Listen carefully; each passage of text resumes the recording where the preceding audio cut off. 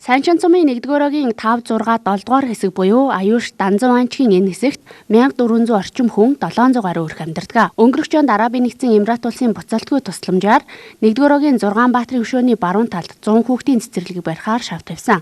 Барилгын ажлын гүйцэтгэгчээр Attachire компани ажиллахаар болж барилгын суурин цутгалтын ажил эхэлжээ.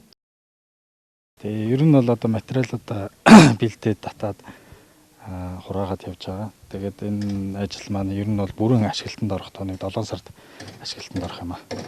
Одоо болохоор суур ухсралт хийж байгаа болохоор яг нэг 12 хүний бүрэлдэхүүнтэй бид нэр ажиллаж байна. Тэгээ ерөнхийдөө бол энэ ажил тэмээр маань бол 25-аас 30 хүн ажиллана. Арабын нэгдсэн Эмират улсын 100 хүүхдийн цэцэрлэг байж байгаа. Одоо бид нар ингээд зогсож байгаа. Энэ ажил маань бас 7 сарын 1 гэхэд бас дуусах графиктэй. Тэгээ ажил нь бол одоо эхлээд явж байна.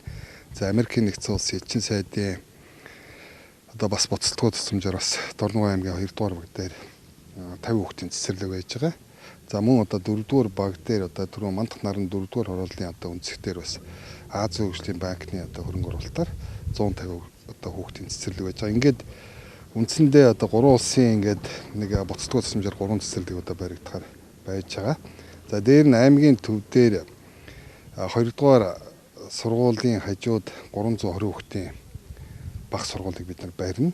За мөн одоо нефтийн үйлдвэрийн одоо хажуудаж уурын захны зүүн гарт тал бид нар бас 640 хүүхдийн сургуулийг орон нутгийн хөрөнгө оруулалтаар барина.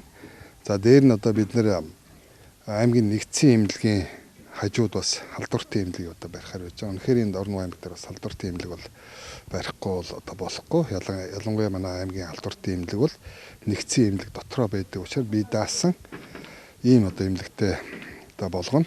За тэгээ сумдуудад бол одоо нөгөө соёл спортын төвийнхээ барилгуудыг барина. За аймгийн 3-р баг дээр одоо багийн иргэдийн хөгжлийн төвийн одоо барилгыг одоо бас байгуулна.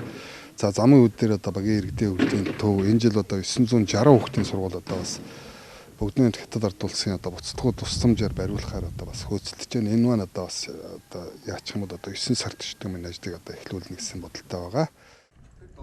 Цэцэрлэгийн барилгын ажил эх 7-р сард дуусах юм. За энэхүү цэцэрлэг ашиглалтанд орсноор 1-р-огийн 5, 6, 7-р хэсгийн хүүхдүүдээс гадна 6-р-огийн дамжлын хэсгийн хүүхдүүд энэхүү цэцэрлэгт сурч хүмүүжих боломжтой болох юм а.